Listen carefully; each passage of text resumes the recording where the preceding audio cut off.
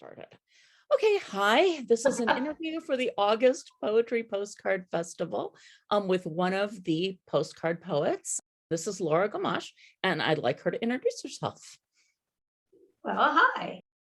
Hi, Ina. I am Laura Gamache. I'm a Seattle poet and educator. I've worked with Writers in the Schools program. I worked for 3 years in Chiloquin, Oregon, for the Eastern Oregon. It's gone now. It was sponsored by Fish Trap, but I was the Sprague Williamson Writer in Residence in Chiloquin 3 years running, for 9 weeks in the fall and a follow-up week in the spring.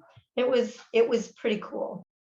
So I've done a lot of teaching stuff and written a lot for years and years and years. So that's me. Right. Well, it's nice to meet you in person. I'll start by asking some questions about your participation in the August Postcard Poetry Festival or Poetry Postcard Festival. First, how many years have you been doing this? Well, I did it in 2008 for the first time. And then I didn't come back until 2019. So I've 3 years running. And yeah, this last year I accidentally signed up for 2 slots. So I did, this is why I have so many postcards that I wrote 62 poems. I did. Wow. Yeah, and my postcards, I made every one. So it was sort of, I had things to do in August, which was good. That's amazing. That's a lot of poems. And to be able to do that spontaneously, that's fabulous. So what made you decide to come back in 2019? That's a good question. I felt like I like things that make me do stuff in an ongoing way, with the poems. And I had done a bunch of other things. Like I did for a while, I did crossword puzzles, and then I would make a poem using the crosswords as my last word of my line. And I had a blog and I put them on my blog and I did that every day. And I actually got a couple of poems out of it. But I guess, 2019, I wanted that structure back. And it was a difficult year. I lost my mother-in-law and a friend of mine died. Okay. And yeah, and I didn't know that when I signed up because they were still with us at that point. But then it really was helpful with, I could write, deal with stuff. Sort of a way of processing grief. Yeah, exactly. No, I'm sorry for your loss, but I'm very glad it, coincided with the festival. Back in 2008, how'd you find out about the Postcard Festival and what attracted you to the idea of doing this? Well, I live in Seattle and Paul's in Seattle and I've run into him many times. And I'm vague, like, did he tell me about it or what? I probably he did at a reading. He probably, said, I'm doing this thing and would people like to do it? And I love postcards. I collect postcards. I send postcards. And I really liked it. It was a good fit. So that's great. That's why I did it. And then I don't know, life got hectic and I didn't come back for a while. Well, it's interesting. I think there are people who take a hiatus and come back, and I'm always curious about what brings people back. How does it work? You mentioned that it gives you some structure with poetry. How more generally does it work with your poetry practice? How does it augment it? Well, I think the big thing is it's a reset and a restart. And one of the factors in coming back in 2019 was every year since 1989, I've gone to Duxbury, Massachusetts at the end of the school year. And There's a group of poets and writers there that rent a house on the beach in Duxbury, Massachusetts. And I've been doing that forever, and I wasn't able to go in 2019. And I think that was part of the impetus too for coming back, because it's sort of like the school year gets hectic, especially like May. Writing practice. Is there a writing practice? No. I write things on the smart camera, for kids. But so that has been my reset, from the school year into the, summertime, and I didn't have that. So it's a Kickstarter. And once I'm doing, it reinitiates practice for me. Yeah, thanks for sharing that. I'm wondering how many other people have that happen. You mentioned the writing postcards generally with like the crosswords, which is such a great idea, or poetry. Do you have other postcard methods? Are there ways that you approach this? Does it vary every year? Yes. Yes, but one of the things that, well, I can speak to this year what I did. A lot of times it turned out that a lot of the people who were on my list, we had written each other in 2020. So I would pull a line from a poem they'd written to me the year before, because I wouldn't necessarily have gotten one this year yet. And then that would be my prompt to take that. So I did that several times. That would be probably the most reliable, like what was my method. Other than that, it's like whatever's going on, or I picked up this year there was also the, going from, my brain just seized her name, the poet who we were, that was our theme. Not Denise Levertov. You know who I mean? Michael Michael McClure and Diane DePrima, yeah. DePrima. So I'd be thinking about somebody. I only used, so on the fronts of my postcards, I had a quote from somebody. And I turned out I only used one Diane DePrima quote because I sort of veered off, and I did Denise Levertov, I did Lawrence Ferlinghetti, and then I veered wildly and I just did whoever I wanted. Theme. But I took a class from Diane DePrima. Wow. Can I stop know. and just say, I am so jealous. She's so cool. She's so cool. And yeah, it was a California Poets in the Schools conference in Oakland at some point. And I have it somewhere. My notes are somewhere. And I was hoping, that I would be organized and find them, but I didn't. But yeah, no, she was amazing. That's wonderful. I mean, we overlapped in the Bay Area, but I never actually got to meet her and just love her work and her energy. So I'm just really, what was the class like? I'm really curious. Well, she had us doing dream poems. We did dream poems, and it was later in her life, and it was all California Poets in the Schools, except for those of us who imported ourselves from other places. And we wrote about a dream, and then we came back, and then we listened to other people's stuff, and then I stole from other people.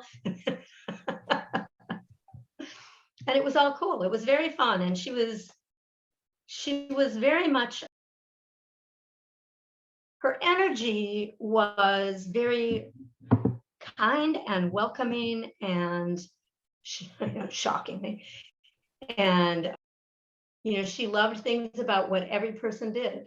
It's just, it was a lovely space that she created. Was it all educators? It was all, so California Poets in the Schools, and I don't know if they still are around, but it's all poets. It's a writers in the school program that's only poets. So they're not teachers, they're teaching artists. So great. Wow. That sounds marvelous. What a great experience. Yeah, Well, it was. thank you for sharing that. That leads into another question, which is tell a story about your creative experience. That sounds like one, but I'd love another one. What another story about your creative experience? Oh, well, I can tell you a sad story. I mean, it's only sad. Oh, I can tell you a cool story. So I went back to school after my kids were in school. I have two daughters, and I went back to college to do grad school. And there was a poet named Nelson Bentley at the UW. And it was a very, very, very, very end of his life. And I was taking an online poetry class from him, or not online, it was, distance learning thing. So it was through the mail, because this was, I don't know, 1990 or something. Yeah. And another, very generous soul. I mean, at the University of Washington, Nelson Bentley was, he was like the warm teddy bear grandfather of poetry. And, but he was the last of the, not the last, because David Wagner's still around, Yeah.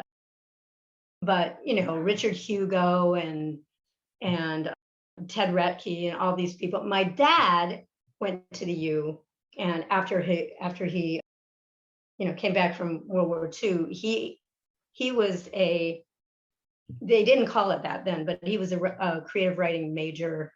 Mhm. And he had a connection to Ted Retke, because Ted Retke came and substituted in a class that my dad took. So then Nelson Bentley was my little, experience. And he was really nice. And I read at the Castalia reading series, which is still going on, but that was Nelson's baby, where he took academic people who were in the programs at the U and people in the wider community. And there were all kinds of, it was really, really fertile ground. So it was very fun. That sounds amazing. How did that influence you, having gone through that particular group, and that particular experience with him guiding it? Well, that it was, there wasn't one way to do this, right? There were so many ways to do this. And there's ways to welcome everyone into the fold. I mean, like, I was in the MFA program. The woman who was the secretary of the MFA program was a poet, and she, loved Nelson Bentley. And the guy who was the arachnid guy in health sciences participated in. So there would be these, especially at Halloween, Castalia did these Halloween themed poetry readings, and this guy would read poems about spiders. Perfect. Really creepy. Yeah, that's But yeah. So how did it affect me? That poetry casts wide nets, and I wanted to be a net caster. So I started working with kids. Wow, that's phenomenal. Actually, just the idea that kind of inclusion can bring in young people. Bad phrase, but that you can pull kids in while they're young and they have this love of language, a lot of kids early on, and to give them a place for it and say, this is an important thing that you feel and think. That's really, what a great thing to get out of your MFA. Oh yeah. I thought I was going to teach college, but it turns out that, people in college, you may be aware of this, but oftentimes they're completely disconnected from any of that. And I did do, I did work with some college kids, and it was like, really, you're not connected? This doesn't have anything to do with your life? How is that possible? So I started working with elementary school kids. Do you find them more connected directly to the world and to language?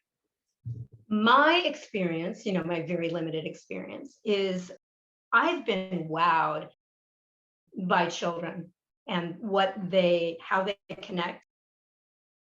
I had the most incredible conversation with a second grader about William Blake years ago. I know.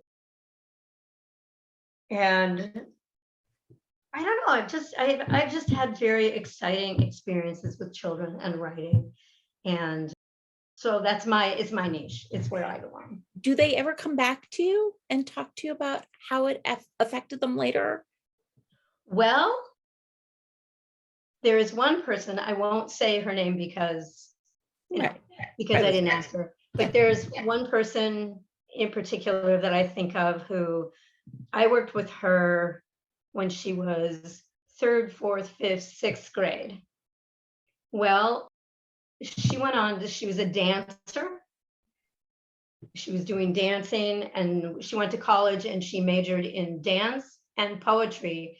And I wrote a recommendation letter for her, one of her things for her poetry That's application, phenomenal. to be programmed. Yeah, it was pretty cool. It's kind of neat to see the story unfold over time. Right. Yeah, she was a pig poet as a 5th grader. The poet of pigs. Yeah, the poet of pigs. That's pigs are great. We just went to visit some piglets up in a local farm, and every time they're such great little people. So how cool that she kind of got that. And I know, no, she continues to be fabulous. So. Yeah, she sounds phenomenal. So did you send any bonus? Do you ever do the bonus postcard thing where you send more than 31? I mean, obviously this year you kind of really did. I didn't really understand that bonus thing, sometimes. So I probably will in the future, but no, I haven't. But I did, it did start going out so that when someone, I don't remember who it was, within the Popo Fest community in 2019 said, oh, here's some things you could do. I sent a poem to Altered Syntax because of that. That's in their, their poetry postcard series 2, issue 2 or whatever. So it's online. And then I also did a thing, I think Paul called for this, but maybe not, that same year, for that Ravel was going to do the thing. So I sent them some postcards, and one of those is in that issue. So that was very fun. So I have done extra things. I love that you're doing that, because it was another poet who convinced me to do it. And I was like, I'm scared. And she's like, yeah, you can totally do this. I'm like, I don't care. I'm scared. But I was so glad she encouraged me, because it's a blast. Oh, that's so cool. I'm really excited about it. I really am. I'm so glad you're doing that. I'm going to look forward to seeing your stuff posted every day. Speaking of connected, every year I make something out of my poetry postcards. And I was looking at this one page and I went, wait a minute. I had received a postcard from you. That's hilarious. That's definitely one of mine. Yep. And it says, tribal elders, and you can cut this out if you don't want it on, raise your left hand if you once communed with Dick Cavett. I love it. So I have a poem to you. Oh, wow. Yeah.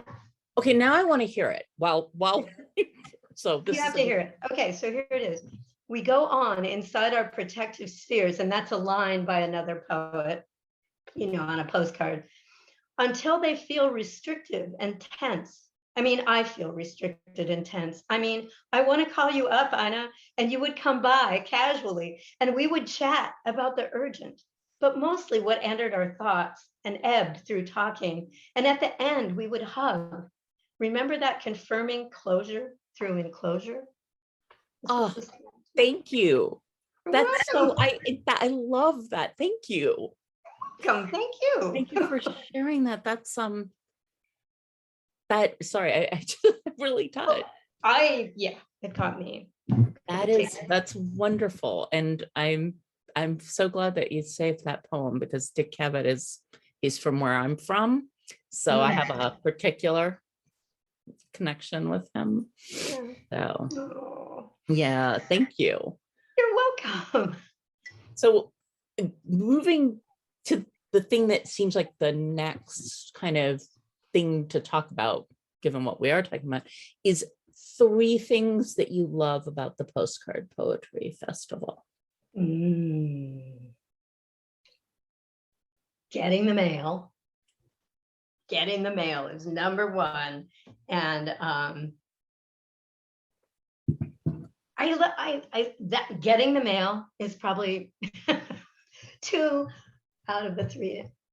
It's also, I am responsible to somebody. I have to do this because they're waiting for my card, so I can't just blow it off and go, oh, I'm not feeling it, So, and I was worried this year, I'm veering, but I was worried this year with, I'm doing 62. So I started making the cards early. But I actually this year loved making the cards. I made every single one of the cards that I sent. I know, crazy, but I loved that responsibility, that feeling of responsibility. I got to do this, and then looking for quotes that I put on the fronts of all of them, so they look. So I do something every year, and this year I didn't really like the poems I wrote so much, but I really liked. So I made. These are playing cards. Wow. And I shrank them all down because I'd scanned them. And then I made these, so I have various things I did. I should probably share a screen, but anyways, so. Actually, let's share the screen so someone can get a good look. Okay, can you? Advanced sharing options. Do it with all participants. Okay, try that and see if that works. If I do share screen? It should let you know. Okay. So I don't know how to, I could show you a couple things if I go to, but I don't have them here. I only have these things. I don't know how to do this. Okay, don't worry about it. If you show it up on the screen just for a minute, it'll show up. Bum, bum, bum. So that's one. Then I did stuff. Here's another thing. Is that showing up? No. Well, if you hold it up higher, like right above your face, right in front of your face. Oh, that's beautiful. So is it a combination of marker and paint and collage? Yes. Yes, exactly. So I would start by watercoloring, and then, so here's. Wow. And I'm, not a painter, but I would use tape to mask stuff off, and then I put the quotes inside. I'm really happy with these. They really came out cool. And I have all these, I do collage, but bigger than postcard size. But it was fun to do that this year. And also, it triggered poetry because I was looking for poets to quote, which sent me down, various poetry rabbit holes, which was extremely fun. So those are beautiful. Thank you for sharing with you're welcome, everybody. So was that 3 things? The responsibility, the getting the mail, and I think the discipline of, I have a daily practice. I'm doing this. And so when I participated in 2008, I didn't necessarily spontaneously compose them, but I have gotten to where that's what I do. I write right on the card in 2019, 2020, and now. So I take that seriously because it's that spirit of a postcard, you're sending it to somebody and not showing off. I'm just sending you a card, That's great. Yeah. And are there 3 things that you think need improvement about the festival? That's a good question. I think the one that bothered me has been fixed now, and that was and now we're going to update because somebody's name isn't, their address isn't right, but they forgot to tell us, and now we have to let you know, and it's 2 days before. it sounds like that's not going to be going on. So I'm really, that was the thing that bothered me. I love, so this is 2020. Oh, you can't see it because it's people's names. But anyway, I print out the lists and then I check off when I send my poem and then I check off when they send me a poem. I love that. It's so accomplished. It's my spreadsheet. So yeah, I think that's the basic thing that needs to be improved is just, but it is already. So I don't really have 2 hours. That's so great to know, actually. It's good that and yeah, that thing with the addresses, it seems like Paul's got it all worked out now. So yeah, I'm really happy about that because that was the one thing. Especially I go in the summer, we go back and forth to the other side of the lake and maybe, I miss the communication and then maybe I could send something to the wrong person, or I mean, not the wrong person, but the wrong address. Yeah. So yeah, I know I carry mine in my bag wherever I go, the printout. So like if we're traveling. Yes. So if I'm not in a printer, it's like, what do I do now? Great. Well, like, definitely I think Paul will be happy to hear that the new way that they're doing it works well. Yeah. And I think he wanted to know if there were any online or other poetry communities that you think would be interested in hearing about the Postcard Festival, be interested in having information about it or being connected to it. Well, he probably has access to everything that I, am involved with because it's mostly, like there's a Seattle area poets and there's a women's poets one and people who identify as women, and those kind of Facebook groups. But just in case, I'm gonna take notes just in case they are people. Okay, yeah, because there's I forget the names of them because I'm not good at that, but there's one for women who are poets who identify as women. In Seattle? In Seattle, and there's another one that's, Seattle area poet. That also on Facebook? Yeah, they're both on Facebook, so, or whatever they're going to call it now, and we'll all get our goggles on. No, we will not. I wonder how many of us are all having our love-hate moment with Facebook. I've been having it for about 2 years now, so. Yeah. It's, I keep saying, I keep swearing off, and then there's always something that is just like, wow, except for that. Yeah, so the other things are like teaching things that I'm connected with. And of course, Academy of American Poets, or maybe poets and writers. Maybe, if he wants to go crazy and have like 80,000 people. Yeah. Writers, and yeah, that's a good thought. Actually, I'll pass that on to him also. And is there a postcard poem or two that you'd like to share in addition to the one you shared with me? I want to read one because, and I put it in a special place. Now I should have, found it, but I guess you can cut and paste, right? Mm-hmm. Oh, so I know what another thing I did for prompts this time. I got this dictionary sort of thing. It's a dictionary of beautiful, it was like beautiful words or something like that. And I used some of those words to then write the definition on the front and then play with it. So I want to find this one. Ooh, because it has my son-in-law in it. Dun, dun, dun. Okay, sorry. I'm not going to find it.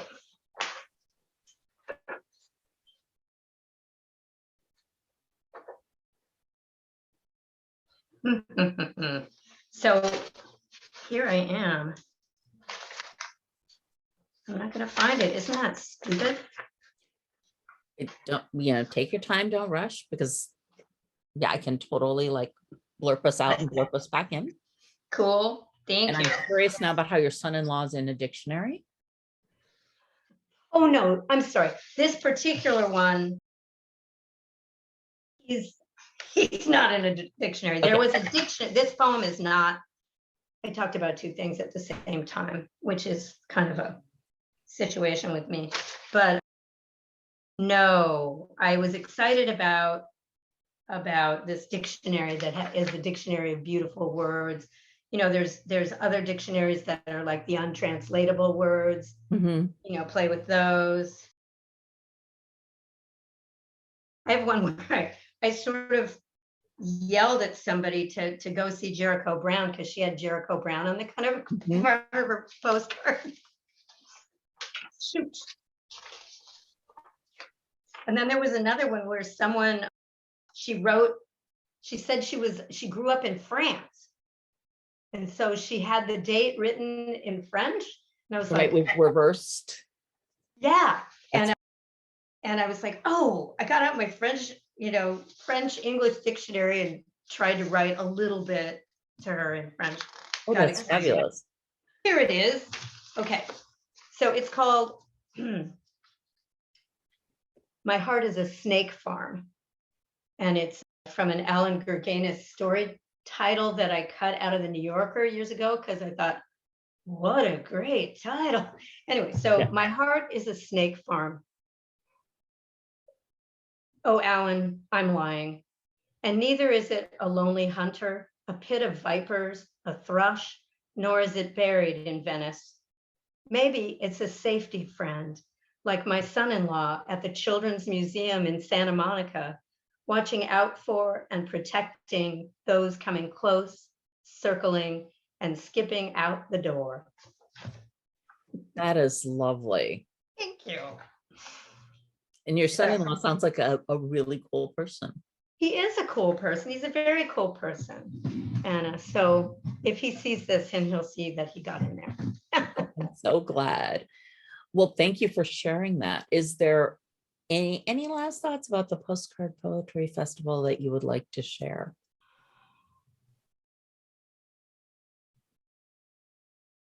Well, it's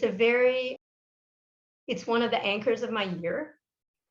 I know what I'm doing in August. And I like that. And I love seeing what kind of grows out of it. It is a community, and that's lovely. And some people I do know, and some people I only see on the postcard. And one of the people that sent me a postcard last year did a thing on making your own postcards that's up on the Facebook page or a blog or something. And that was really fun. It's like, I got your postcard. So yeah, I love these new ways of connecting that are happening. So including today. Yeah. Well, thank you so much for sharing your time with me and putting up with my early technological issues while I was getting this sorted. No worries. I have those all the time. Yeah. I think Zoom is uncharted territory for all of us, even after a year and a half. So. Yeah, there's always more stuff. Well, like I said, thanks again. Oh, I should ask you before we end. I usually ask people where they want to say that they're from. Some people just want to say the US. Some people want to give the city. How do you want me to say where your half of the interview was? I will go with Seattle. Okay. Seattle, Washington.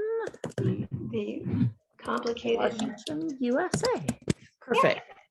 Well, like I said, thank you so much. This has been a lot of fun, and hopefully someday maybe we can meet in person. I used to come up to Seattle all the time, and now pandemic, nothing is happening. So right, but that would be great. That would be great. I would love that. And thanks again. Take care. You too, Anna. Thanks. Bye. Bye.